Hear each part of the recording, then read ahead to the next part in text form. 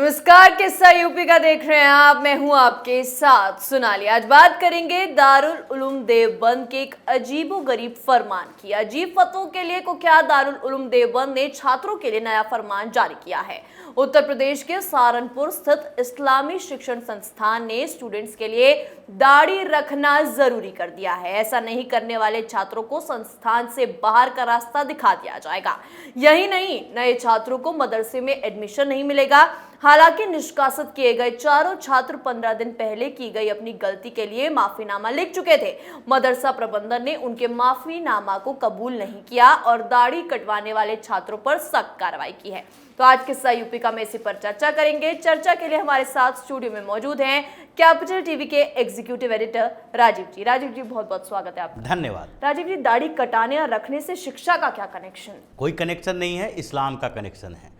जिस तरीके से ये मौलाना मदनी के संस्थानों में कट्टरता फैलाया जा रहा है, उसी कट्टरता का ये जीता जागता प्रमाण है। क्योंकि अगर इस्लाम में दाढ़ी रखना जरूरी होता तो पाकिस्तान के जितने भी बड़े बड़े सेना के अधिकारी, साथ में प्राइम मिनिस्टर जो वहाँ के होता है, वो सारे के सारे लोग दाढ़ी मूछे तो नहीं रखता। सारे मौलाना मौलवी ही दाढ़ी मूछ रखते हैं। तो क्या देवबंद के अंदर पढ़ने के लिए एक नया संशोधन करके ये बताया गया कि दाढ़ी वाले ही वहाँ पढ़ सकते हैं?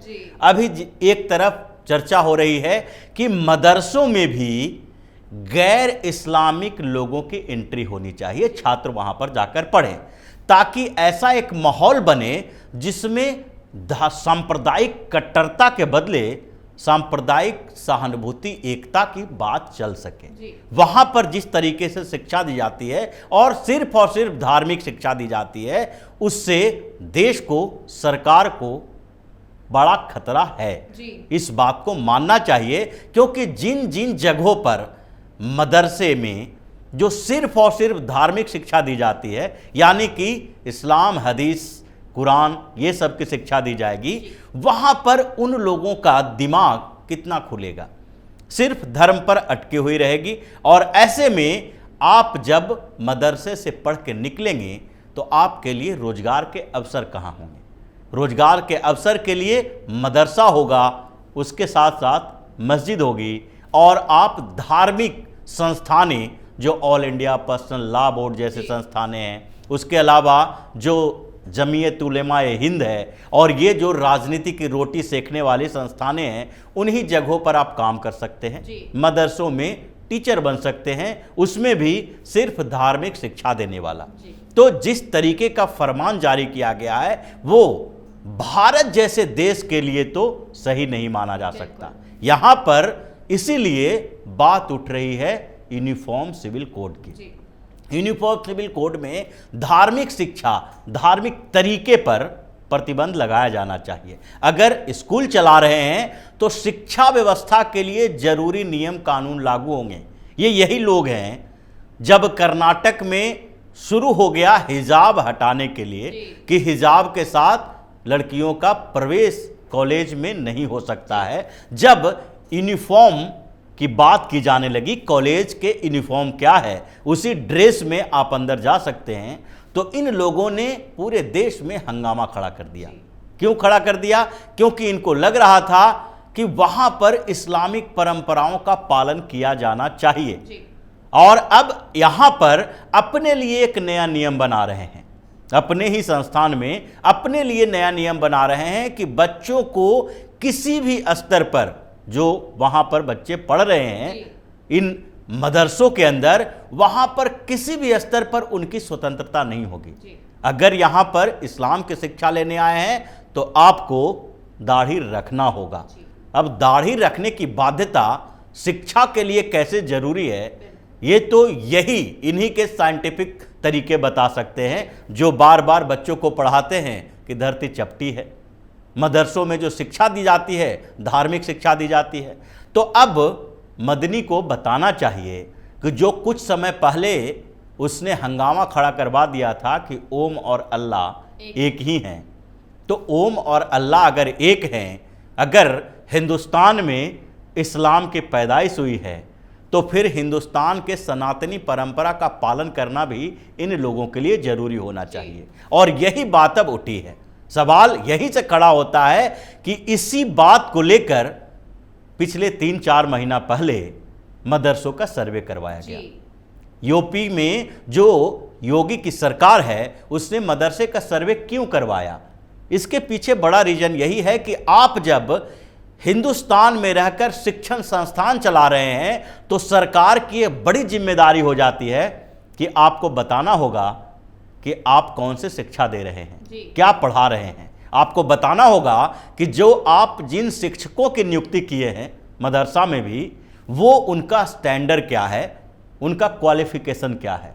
अगर आप गलत शिक्षा देंगे तो यहाँ के युवा भड़केंगे और वही भटके हुए युवा क्या बनेंगे?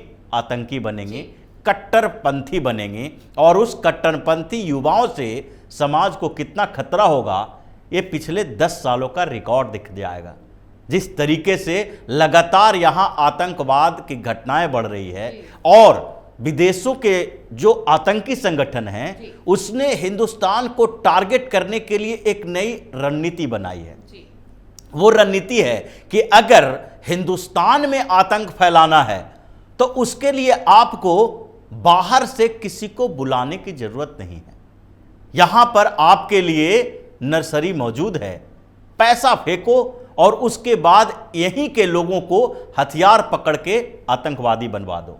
ये कहां से पनपता है? ये इन्हीं मदरसों से पनपता है। और इसके लिए देवबंद के ऊपर ताला लगना जरूरी है। जो फरमान इसने जारी किया है तो ऐसी तो संभावना नहीं है, माना नहीं जा सकता, क्योंकि जिन छात्रों को निष्कासित किया गया, जिसकी बात हो रही है यहाँ कि उसने पहले ही माफीनामा दे दिया था, वो माफीनामा लिखने से पहले एक बार कोर्ट का दरवाजा खटखटा लिया होता।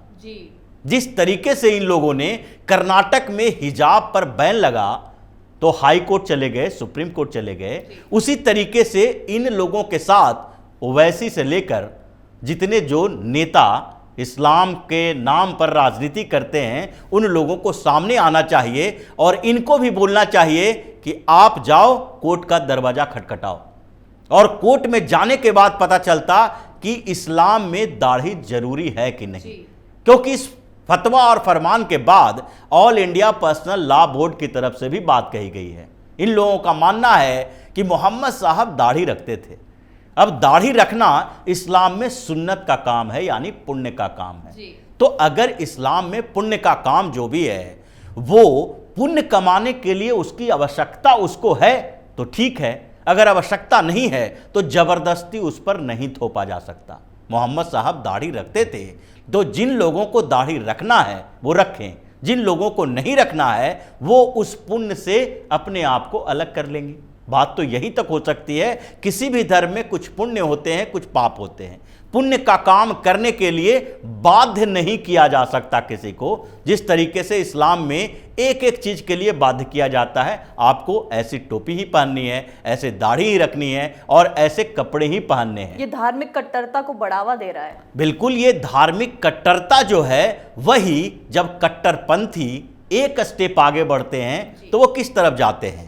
वो कट्टरपंथी एक स्टेप आगे बढ़ेंगे तो वो इतने अंधे हो जाते हैं कि वो जिहाद का रास्ता तैयार करते हैं। तो अब मदरसों के ऊपर जो सवाल उठ रहा था वो सवाल का जवाब ये मदनी जैसे लोग ही दे रहे हैं। इसके देवबंद में जिस तरीके से आतंक का पाठशाला चल रहा है, कट्टरता फैलाया जा रहा है, उस पर एक्शन तो होना चाहिए। अगर ये कोर्ट नहीं जाते हैं और उसके बावजूद फतवा जारी किया गया है जो, उसके खिलाफ किसी न किसी को कोर्ट जाना चाहिए। जिस तरीके से मस्जिद में महिलाओं के प्रवेश को लेकर हंगामा खड़ा हुआ, इन लोगों ने मस्जिद में महिलाओं को जाना चाहिए या नहीं, ये मामला सुप्रीम कोर्ट तक पहुंचा, याचिका दायर की गई। जब सुप्रीम कोर्ट में ये सुनवाई हो रही थी तो all India personal law board की तरफ से एक एफिडेविट दायर किया गया।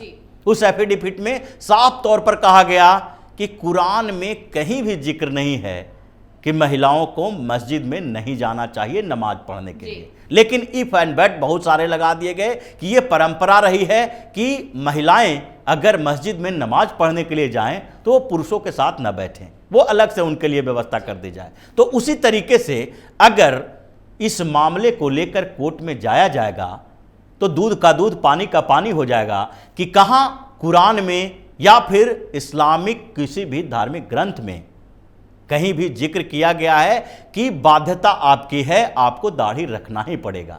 इन लोगों ने जिस तरीके से हंगामा खड़ा किया है उससे तो साफ जाहिर है कि ये इस्लामिक राष्ट्र जो कहा जाता है, जो छुपे तौर पर एक गजवाए हिंद की धारणा अपने अंदर रखे हुए हैं, उसी के लिए एक पीढ़ी को बना के तैयार कर रहे हैं कि इनको इतना कट्टर बना दो कि जब ये बाहर जाएं, जब ये मदरसे से भी बाहर जाएं तो वहां भी अपनी इसी कट्टर धारणा के साथ आगे बढ़े और फिर जो ये पूरे हिंदुस्तान में इस्लामीकरण की साजिश कर रहे हैं उसके लिए ये वो फौज तैयार करके रखें जो कि इनके कहने के अनुसार काम करे। राजीव जी, सुप्रीम कोर्ट से पहले योगी जी एक्शन नहीं ले सकते? देखिए, सुप्रीम कोर्ट की बात बाद में होगी, पहले ये बात हो रही है कि अगर इसके खिलाफ कोर्ट जाया जाएगा तो ये लोग ही जाके कोर्ट में कहेंगे कि ऐसे कुरान में कहीं लिखा हुआ नहीं है।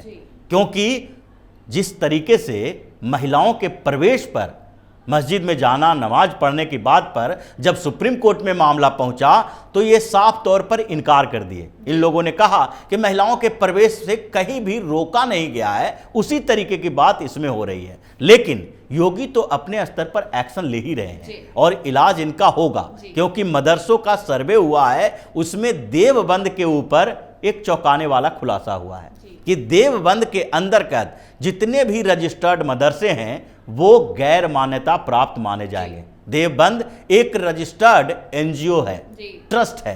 अब ऐसे में ट्रस्ट के नाम पर रजिस्ट्रेशन करके आप मदरसा नहीं चला सकते। देवबंद का रजिस्ट्रेशन उत्तर प्रदेश मदरसा बोर्ड के अंतर्गत नहीं आता है और इसलिए देवबंद ने उस समय हंगामा भी खड़ा किया था कि जब हम सरकार से कुछ ले ही नहीं रहे हैं तो हमें रजिस्ट्रेशन की क्या जरूरत है। लेकिन इस लिस्ट में देवबंद शामिल है और देवबंद के खिलाफ एक्शन जल्दी ही होगा। उस पर ताला आज नकल लगना ही है, क्योंकि योगी सरकार ने फंडिंग की भी बात कर दी है, उसके रिकॉर्ड भी तलाश किए जा रहे हैं और जितने जो कैरिकुलम में बात कही गई है कि अगर आप साइंटिफिक एजुकेशन नहीं दे पाओगे तो आप मदरसा नहीं चला सकते। इस देश में प्योर और कट्टर धार्मिक शिक्षा के लिए कोई जगह नहीं हो सकती है और इस बात के लिए एक्शन की तैयारी चल भी रही है। बहुत बहुत धन्यवाद राजीव जी बातचीत के लिए। धन्यवाद। जी हाँ, तो छात्रों को अनुशासन में रखने के लिए देवबंद दारुल उलूम में नियम कानून सख्त बनाए गए हैं। छात्रों को दाढ़ी के बारे में साफ दिशा निर्देश दिए गए हैं। नोटिस में बताया गया कि दारुल उलूम देवबंद के एंट्री नियमों में साफ लिखा है कि अनुचित मुद्रा और विशेष रूप से दाढ़ी कटवाना कुरान और हदीस पढ़ने वाले स्टूडेंट्स को शोभा नहीं देता। दारुल उलूम देवबंद हमेशा इस मामले में संवेदनशील रहा है। मदरसे की साफ गाइडलाइन है कि क्लीन शेव किए गए या पुराने छात्रों को एंट्री नहीं दी जाएगी। आज के हमारे शो किस्सा यूपी का में इतना ही। देखते रहिए कैपिटल टीवी उत्तर प्रदेश। नमस्कार।